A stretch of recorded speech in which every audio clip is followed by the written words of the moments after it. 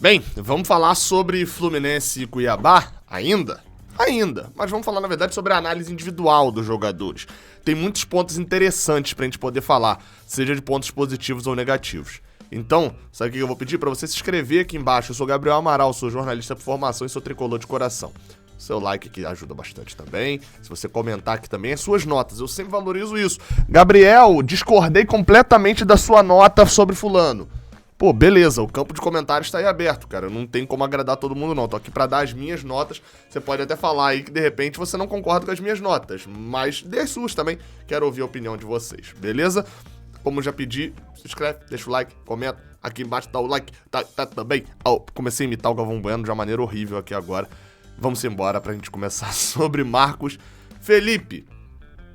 Acho que essa foi uma das partidas mais simples de avaliar Marcos Felipe, né? Se a gente for parar ali pra ver mesmo. Ele praticamente não tocou... Assim, saiu algumas vezes, né, do gol ali, mas só pra socar. Uma partida tranquila. Acho que eu diria... Foi uma partida tranquila de Marcos Felipe. O gol, obviamente, zero culpa. Em todo momento que ele precisou sair do gol pra poder socar, pra poder sair com a bola, saiu bem. Nota 6, praticamente não participa da partida. Nas laterais a gente viu o Lucas Calegari e viu ele também, deixa eu me afastar pra cá um pouquinho, Danilo Barcelos. Pra mim é um muito bem, outro muito mal. Gostei muito da partida de Calegari. Achei uma partida segura atrás, defensivamente. Eu acho que o símbolo da partida de Calegari, se eu puder resumir até pra não ficar horas e horas aqui falando da partida dele, o símbolo da partida de Calegari pra mim é o segundo gol do Fluminense. Ele tá lá dentro da área pra fazer a rebatida inicial no cruzamento do Red Bull. A bola bate no meio de campo, acho que Nonato, não lembro quem é exatamente, o Martinelli. Não, Martinelli não, era o primeiro tempo ainda, era André. Era André porque era de Xerém. André abre no próprio Calegari, que já vê a passagem de Caio Paulista com o Marcão gritando pra Caio Paulista passar. Caio Paulista passou, ele dá o lançamento certinho. Me lembrou, inclusive, é o gol que depois o Luiz Henrique vai fazer, o outro gol de Luiz Henrique quando o Calegari também jogou contra o São Paulo, em que é uma bola que tá ali disputando com o Reinaldo pra bola sair, não sei o quê. Ele domina, vê Fred lá na frente e lança, quebrando a linha de marcação adversária. Ele faz isso mais uma vez. Foi o resumo, como eu falei. Calegari participou bem das ações ofensivas, principalmente tendo espaço. Óbvio, o Red Bull era um time que dá espaço, marca muito mal. Mas ainda assim, uma boa partida de Lucas Calegari, que me faz pensar que mesmo se Samuel Xavier esteja de fato lesionado, esteja fora, Calegari deve ser mantido como titular. Já Danilo Barcelos, a nota é 3, você vai falar, meu Deus, Gabriel, era pra nota 0. Pô, gente, vamos lembrar de uma coisa. Danilo Barcelos destoou muito do time. Mas assim, era o Red Bull, atrás não comprometeu ali muito, de fato, o Red Bull pouco atacou pelo lado dele, deu espaço? Deu, é porque é Danilo Barcelos, não dá pra gente exigir muita coisa assim também, né? Então teve problemas, por isso que a nota dele é 3, não é 5. E ofensivamente alguns erros ridículos. Danilo Barcelos melhora a nossa bola aérea, e isso é um fato, não só porque, nossa, olha quantas assistências ele tem, mas também por a gente ver o quanto a bola aérea do Fluminense voltou a funcionar. Não funcionava, e não era só com o Roger, né? Será que o Roger não treinava e etc? Não. A bola aérea do Fluminense volta a funcionar melhor, tendo Danilo Barcelos por ali. Mas são muitos erros ridículos. Muito. Tem um erro de passe no final do primeiro tempo que é imperdoável, assim. Eu queria ver Marlon alguns minutos. Não tenho muitas esperanças, mas queria ver. Eu não vi até agora. Lucas Claro e Nino. Apesar de um errinho de Nino ali na chegada do Bragantino, 1 minuto antes do gol, que é um cruzamento, Gabriel Novaes, Lucas Claro tá fazendo a sobra ali, né, pela ponta, cobrindo o lateral, e Nino tá de frente pra Gabriel Novaes. No lançamento que vem, Nino corre um pouco atrasado. Apesar disso, achei a partida de Nino ainda melhor do que a de Lucas Claro, mas foram pouquíssimo exigidos, né? A exigência nos dois foi muito pouca. Tanto em bolas aéreas, as bolas dificilmente chegavam, o Bragantino praticamente não entrou na área do Fluminense. Então fica aí o 6,5 e o 6, apesar de, enfim, mais uma partida mais sólida, assim, de Nino até como um todo, né? André e Nonato. Não gostei da partida de André. Até comentei na live lá com o Fio, né, no canal 20, lá na Twitch. Vá lá na Twitch e assista a live, fica salva depois. De que não gostei da partida de André, mas discordava de que ele tinha sido pior do que Danilo Barcelos, por exemplo. Acho que André errou muito no primeiro tempo, apesar de ter algumas boas jogadas, tem a contrapartida da quantidade grande de erros. Achei uma partida, principalmente de André... Eu não gosto de usar o termo displicente, mas entra mais uma vez naquela tranquilidade. No segundo tempo ele até apareceu melhor. Apareceu ele principalmente na frente da área, com finalizações. São 2 finalizações, pelo menos, muito perigosas dele. Uma que a bola desvia e outra que ele chuta por cima. Mas não foi o suficiente para eu colocar uma nota aqui maior do que a nota 4,5 para ele, não. Já Nonato, para mim, um dos melhores da partida, junto com o Calegari. Gostei da partida de Nonato, achei que foi eficiente no que era proposto pra ele defensivamente. Foi um dos jogadores que mais roubou bola do Fluminense, por sinal, né? Ele junto com o André, até, inclusive. Só que o André joga posicionado mais atrás, então, obviamente, ele vai ter mais a facilidade pra fazer essa roubada. E já ofensivamente, não só pela assistência, mas a leitura da jogada, o quanto ele participou do jogo. O Nonato participa muito do jogo, tá em todos os lugares do campo. Fez uma partida taticamente muito boa e tecnicamente quase que perfeita. Gostei muito da participação de Nonato no jogo. É um jogador que tem se destacado e aí a importância. Vale 13 milhões? Não. Que aí é a opção de compra lá. Mas isso aí teria que negociar e não tá na hora ainda não. São pouquíssimos jogos pra gente falar de compra de Nonato. Mas é pra esse tipo de coisa que o Nonato foi contratado. Por quê? Martinelli deu uma queda? A gente tem banco. Imaginem só se o Nonato não tá aqui. Sabe quem teria entrado nesse jogo? Seria 4,5 para André e provavelmente 1 para o Wellington. Enfim, né? Iago Felipe. Esse saiu no intervalo. Não achei que fazia uma boa partida até ali no intervalo. Só que eu até tava interagindo lá no Twitter sobre isso. Falei com isso também já em algumas lives e algumas vezes aqui.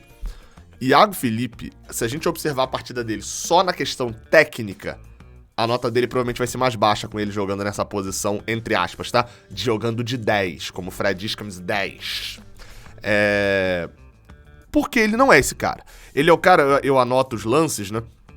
Ele é o cara que quando recebeu aos 26... aos 28 minutos, ele chutou, Júlio César espalmou. E aos 32 minutos, num contra-ataque que Fred deu um bom passe pra ele... Fred puxou a marcação, Caio Paulista estava sozinho e o camisa 10, que seria Iago, veria Caio Paulista sozinho. Iago cortou, bateu travado. Ele não é esse jogador, exigir dele. Tem um outro passe também no primeiro tempo, que era pra ele dar um passe um pouco mais aberto, ele dá um pouco mais fechado e vai no pé do zagueiro. Até na transmissão, na hora, falaram, isso era um passe pra dar de 3 dedos. Iago é o mestre da trivela, né? Adoram a trivela. E não deu de 3 dedos naquela hora. Então, assim, exigir isso dele, se a gente for esperar que Iago seja o camisa 10 criador de jogadas, a gente vai se decepcionar sempre. Ele não é esse jogador. Gabriel, então por que ele tá escalado ali? Pelas outras funções que ele faz. Iago consegue, ainda mais a gente que tá acostumado desde 2019, principalmente, a ver jogando nesta posição Danielzinho, Ganso, Nenê, Casares, jogadores que tem... Daniel até tinha mais movimentação, mas faltava físico mesmo, né? Pouca ou até nenhuma movimentação de cobertura de ataque do adversário, ou seja, da parte defensiva. A gente se desacostumou da importância defensiva desse jogador. De a gente ter um camisa 10 que vá fechar muito melhor as linhas. Ontem até Nonato no primeiro tempo tava saindo mais pra poder fazer o primeiro combate do lado de Fred. Mas você ter um jogador com porte físico de Iago ali, e aí eu digo de fôlego, etc, é importantíssimo.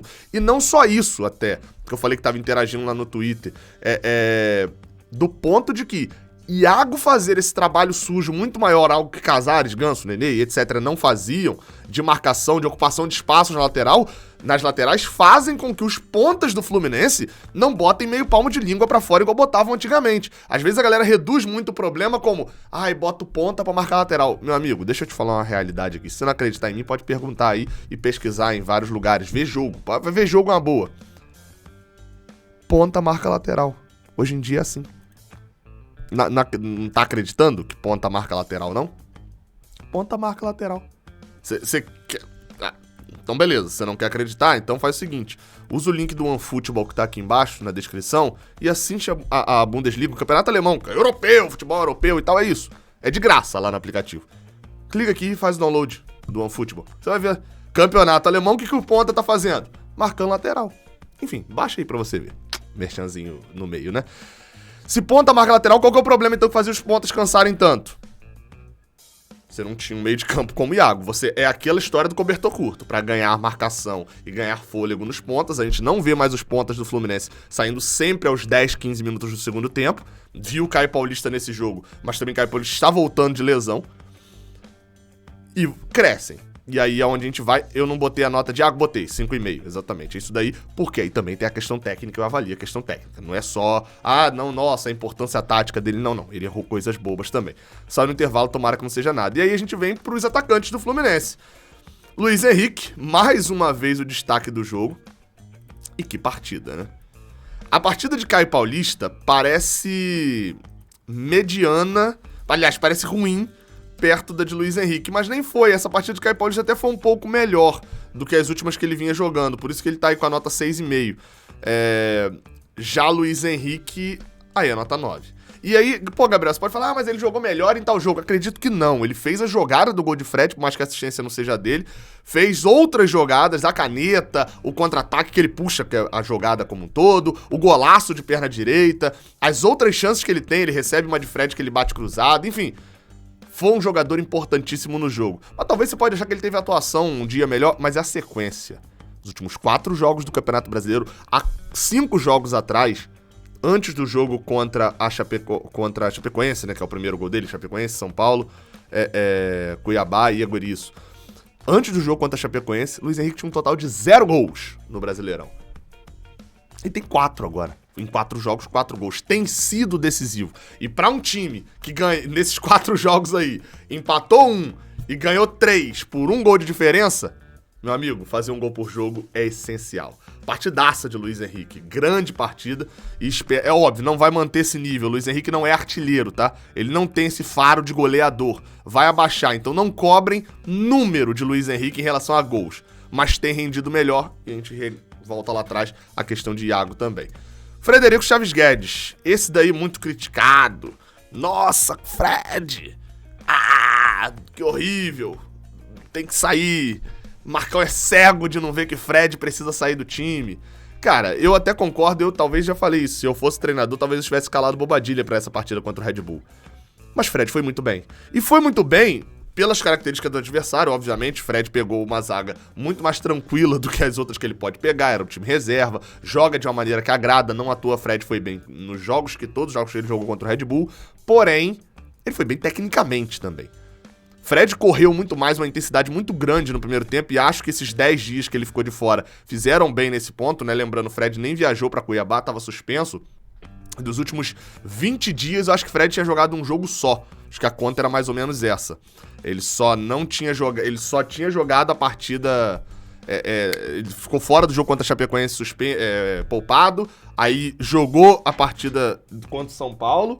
E depois tomou o terceiro cartão amarelo e não foi jogar lá contra o Cuiabá. Então, assim, o descansar de Fred fez bem pra ele. Ok, show. Além disso, ele tava morto no final do primeiro tempo, correu muito no primeiro tempo e acertou. Os pivôs do Fluminense estavam funcionando. Sabe a sequência de jogadas que quem viu lá a análise Pocket eu citei, falei sobre isso? 23, 26, 28 e 32 minutos. Foram 4 jogadas do Fluminense. Fred, que já tinha feito gol, tá nessas 4 jogadas. Como criador, como camisa 10, como ele mesmo diz, eu já fiz essa brincadeira aqui várias vezes. Tava participando do jogo, fez um belo de um primeiro tempo que merecia uma nota maior. Mas por que não tem? Porque o Marcão segura ele pelo menos 12 minutos a mais do que ele deveria. Fred deveria ter saído e já estava cansado pra isso antes do gol que o Red Bull fez. O Red Bull faz o gol aos 16. E a mudança do que o Fluminense iria fazer já estava preparada antes do gol. John Arias no lugar de Caio Paulista. Com 16 minutos já era tranquilo pra Bobadilha ter entrado no lugar dele.